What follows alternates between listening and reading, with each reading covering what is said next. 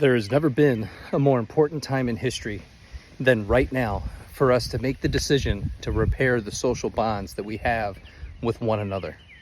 So much time is being spent right now trying to get other people to see you, to hear you, to love you, to respect you.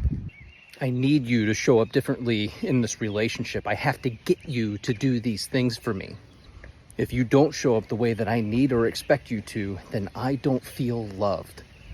We see this a lot in the anxious and avoidant trap.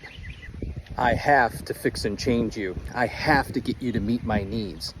I have to get you to be different so that we can be in this relationship together. And the problem that you're running into is your expectation of the person isn't meeting your desired reality. In other words, you're not seeing them as a whole person.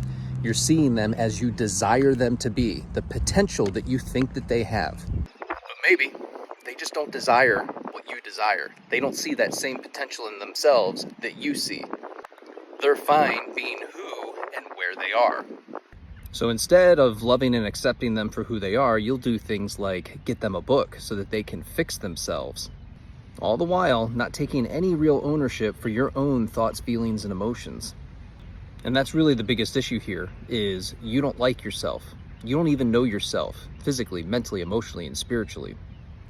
You spend your life in a pattern trying to chase down people to get them to do what you want them to do. And your subconscious thought process for this is, if I can get them to do that, then and only then am I worthy of love. And at some point, you have to start telling yourself that you are worthy of love, and you always have been, and you always will be. The question then becomes, who are you? Where are you going? What are you doing? And why are you doing it? Do you know your goals, values, and standards for a relationship with you, and do you stick to them? Or do you find yourself saying things like, well, what if this is the best I can do? And sadly, that thought process is all too common. I love you, but I'm not in love with you. I'm still going to hang on to this relationship, and I'm not going to let you go because I feel like this is maybe the best that I can do, and I don't want to be without somebody in the future. So I'm going to stop you from being able to find the relationship that is meant for you and somebody who will fully love you for who you are as a person, just so that I can feel good about myself and not be alone.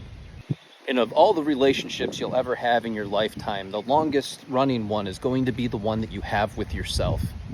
So instead of wasting your time trying to get people to be who you need them to be, you need to spend your time focusing on becoming the person that you want to be. That version that you dream about becoming sometime in the distant future.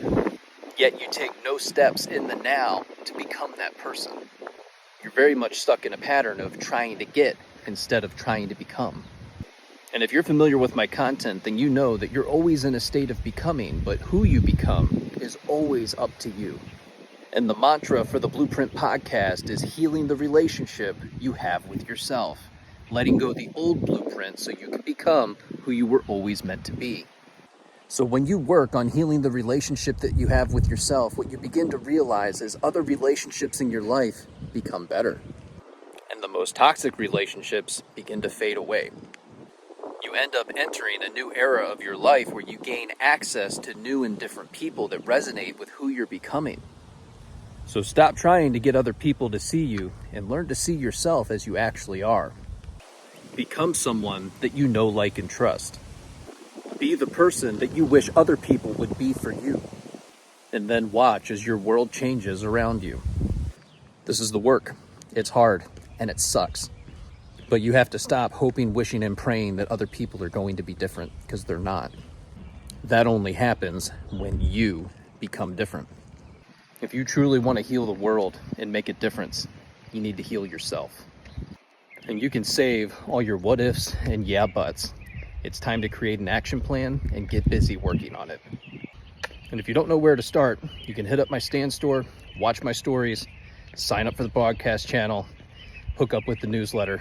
There's a lot of different options. Let's frickin' go.